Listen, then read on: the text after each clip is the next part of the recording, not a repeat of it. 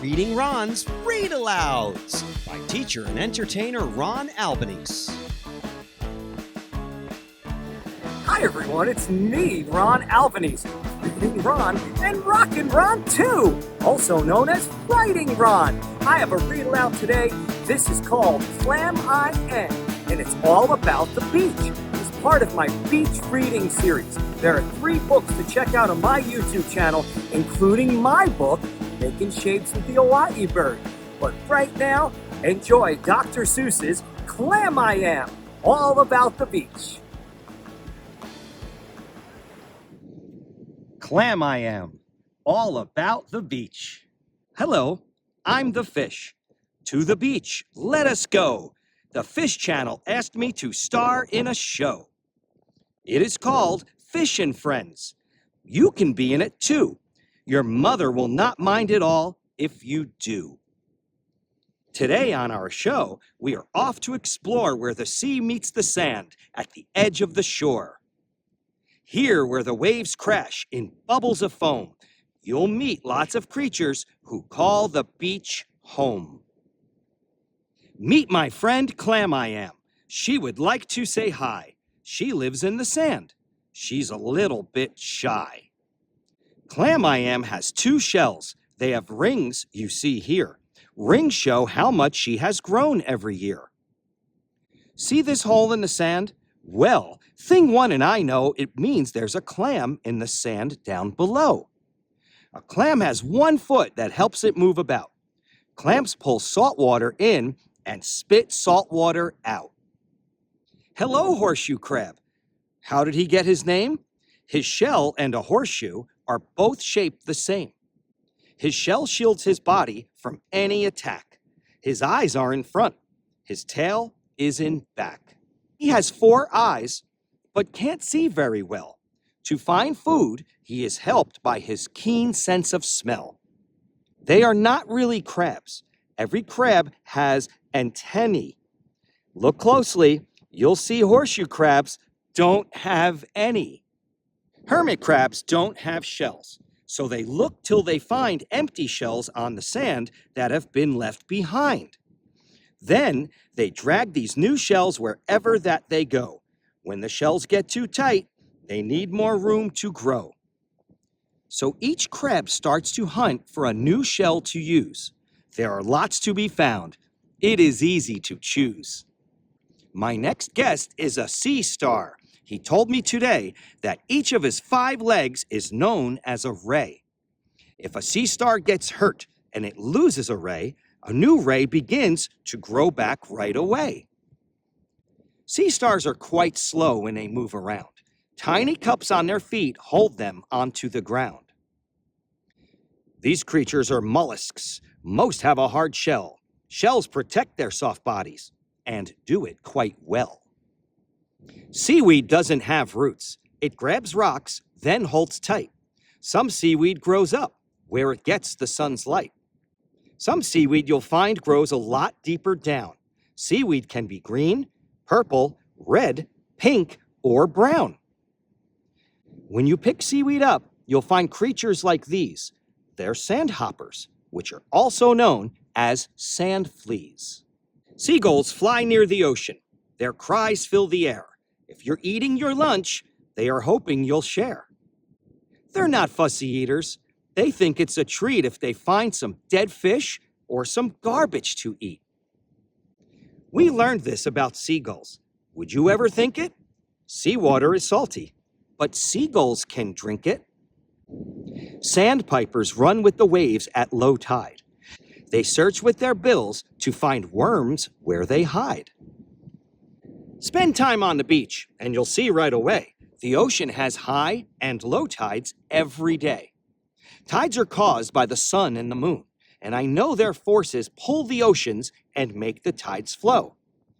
At low tide, the water pulls back from the shore.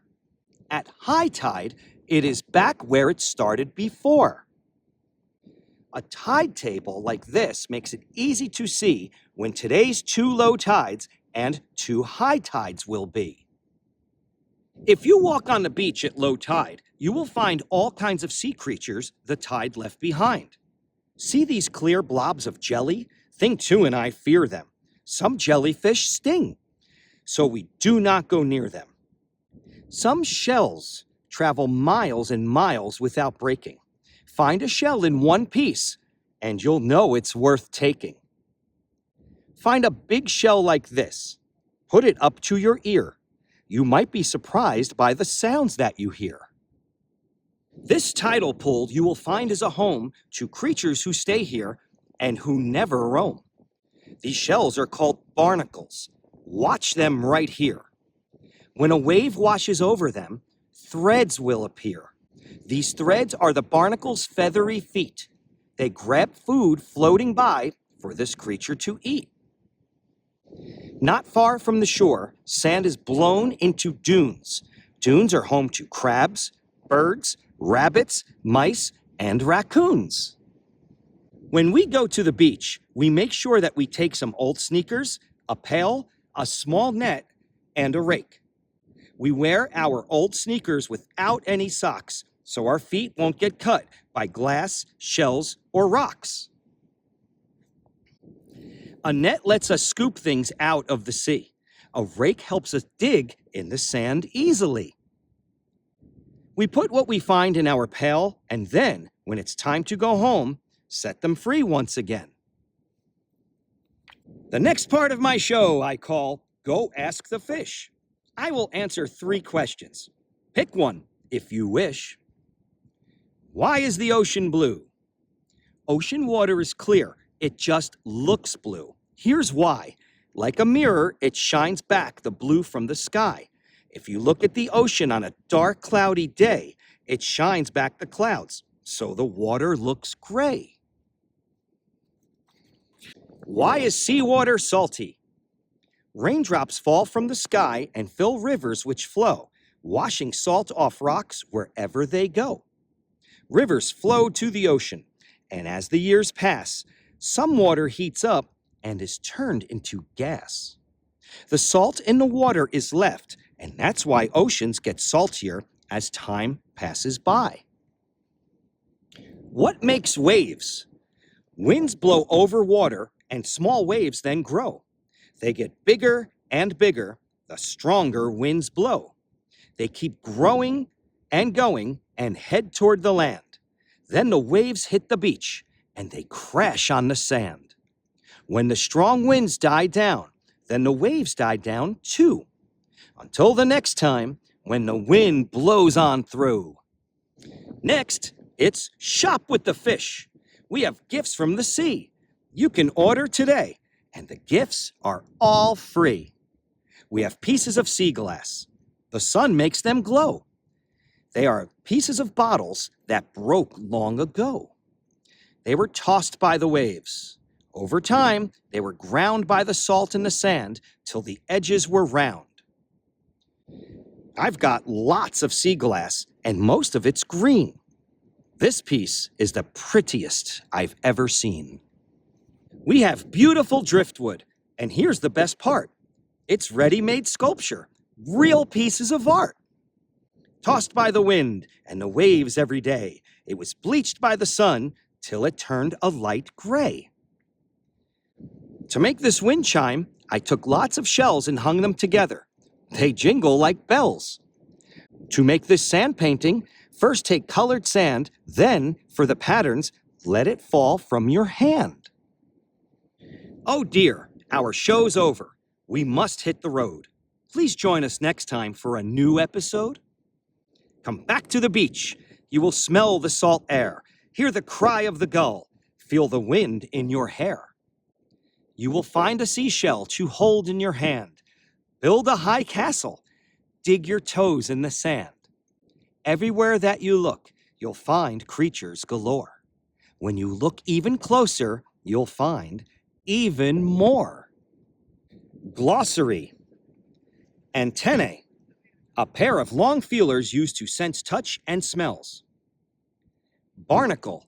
A tiny animal with a hard shell that attaches itself to rocks and other objects. Bleached. Removed of color. Lightened. Whitened. Jellyfish. A sea animal with a body that is soft like jelly, is shaped like an umbrella and has tentacles to sting its prey. Keen, sharp in sensing. Mollusk, an animal with a soft body and no backbone. Sand flea, a small hopping animal related to shrimp that lives in dry seaweed on the beach. Sculpture, a molded or carved work of art. Shield, to defend or protect.